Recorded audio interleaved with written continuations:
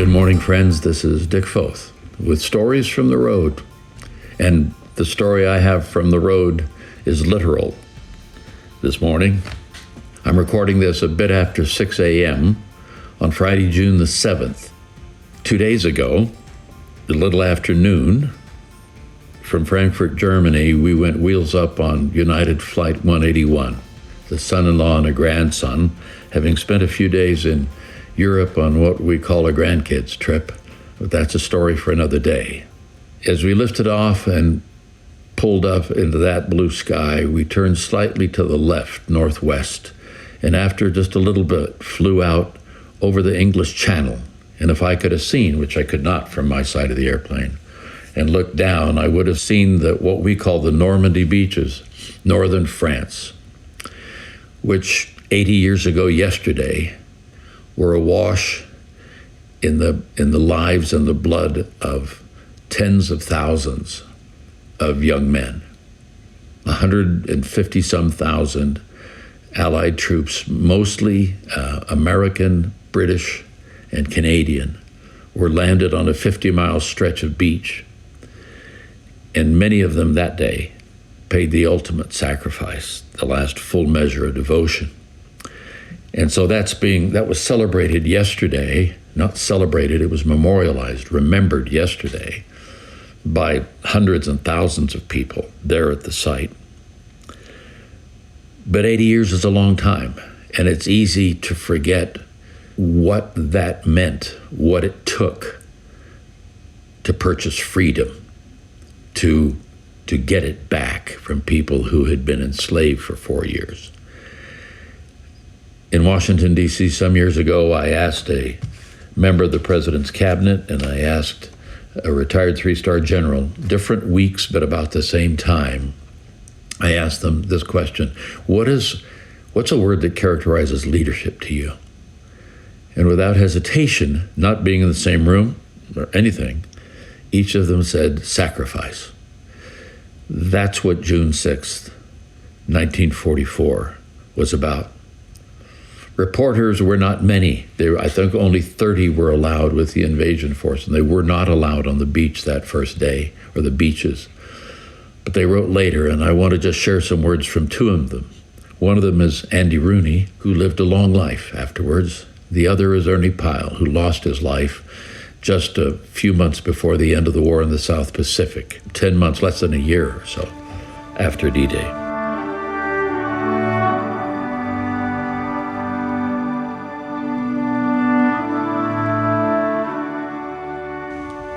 This is what Andy Rooney says: "There have been only a handful of days since the beginning of time on which the direction the world was taking has been changed for the better in one 24-hour period by an act of man. June 6, 1944 was one of them. What the Americans, the British, and the Canadians were trying to do was get back a whole continent that had been taken from its rightful owners and whose citizens had been taken captive by Adolf Hitler's German army.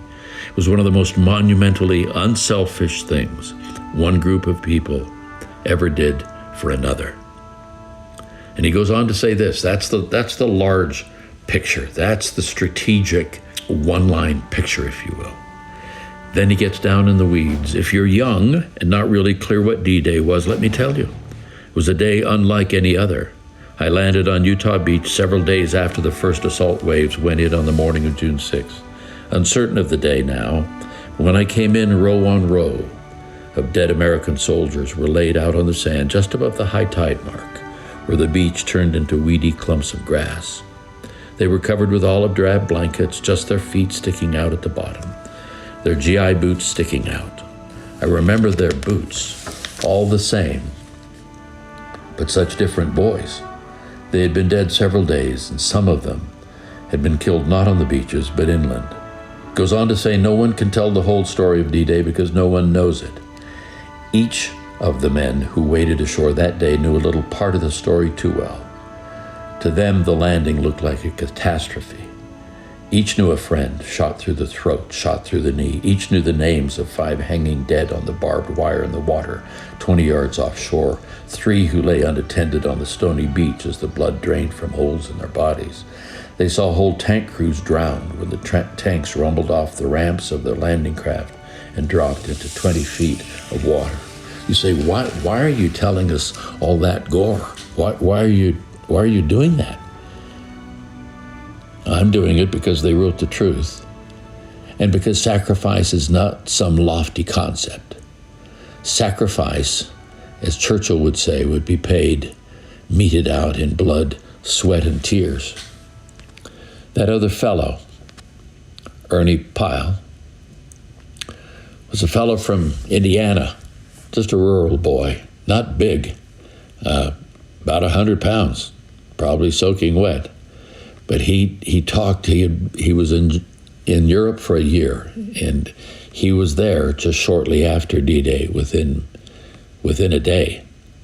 He was 43 years old, and he wrote in a way that had been crafted over the previous 10 years as he drove across the country, I think in a Dodge convertible or something, going to all kinds of places and seeing people during the Depression and reporting human interest stories. He told stories, this writer says, about life on the road, little oddities, and small heart-lifting triumphs and misery that afflicted the drought-stricken Dust Bowl regions of the Great Plains. This was back in the 1930s, and the person writing this article about Ernie Pyle is named David Christinger. And Pyle was read by a lot of folks. He had a daily column, in about 400 daily papers and 300 weekly newspapers. He would win the Pulitzer Prize and all of that. But here was this small man, by some standards, 100 pounds, as somebody who described him with too much feet. And he describes on June 12th, 6 days after, he described in his first dispatch that was printed, the advantages were all theirs, that is, the Germans. Pyle said of the German defenders, concrete gun emplacements, hidden machine gun nests with crossfire taking in every inch of the beach, immense V-shaped ditches, buried mines, barbed wire, whole fields of evil devices under the water to catch our boats, and 4 men onshore for every 3 men we had approaching the shore. And yet, Pyle concluded, we got in. He goes on to describe what happens when he walked the beach. And it's chilling to read it. This was 10 days after D-Day. It was a lovely day for strolling along the seashore, he wrote. Men were sleeping on the sand, some of them sleeping forever. Men were floating in the water. They didn't know they were in the water, for they were dead. And he goes on to catalog the wreckage, scores of tanks and trucks and boats resting at the bottom of the channel, jeeps burned to a dull gray and half-tracks blasted into a shambles by a single shell hit. So he tells the unvarnished truth. He goes on to write another article on the 17th of June, where he describes, without explicitly talking about the mangled bodies, he describes eloquently what he saw. It extends in a thin little line, just like a high water mark, for miles along the beach. Pyle wrote about the detritus of the battle. Here in a jumbled row for mile on mile are soldiers' packs. Here are socks and shoe polish, sewing kits, diaries, Bibles, and hand grenades. Here are the latest letters from home. Here are toothbrushes and razors and snapshots of families back home staring up at you from the sand. Here are pocketbooks, metal mirrors, extra trousers, and bloody, abandoned shoes. He describes himself as stunned and confused, a dazed witness to gambles and losses on a scale that nobody, not then, not now, could comprehend. I picked up a pocket Bible with a soldier's name in it and put it in my jacket, he wrote. I carried it half a mile or so, and then put it back down on the beach. I don't know why I picked it up or why I put it back down. If Ernie Pyle had opened the Bible to Hebrews in the New Testament, he would have read this. Therefore, since we are surrounded by such a great cloud of witnesses, chapter 12, let us throw off everything that hinders and the sin that so easily entangles. Let us run with perseverance the race marked out for us, fixing our eyes on Jesus, the pioneer, perfecter of faith. For the joy set before him, He endured the cross, scorning its shame, sat down at the right hand of the throne of God. Sacrifice is the name of leadership. What price is paid by someone for anything, but the price paid for freedom is a whole different thing. The price paid 80 years ago for our human freedom boggles my mind. I've known 2 World War II veterans well. When I was a young man, a young pastor, Ralph Norton and Paul Todd, members of congregation who both fought in Europe, everything from street fighting to the Battle of the Bulge in tanks. They didn't or couldn't speak of the war very much, but when they did, they spoke with tears. And it usually had to do with the fact that they lost so many friends, and they didn't know why they were spared. But along the way, both of them walked into the freedom that the sacrifice of Jesus made available to them. They are both with the Lord now, but their lives, their testimonies, their valor as young men in that moment in time touched my young life and now my old life, and I will never forget them. There is something about freedom that if we're not careful, we take for granted.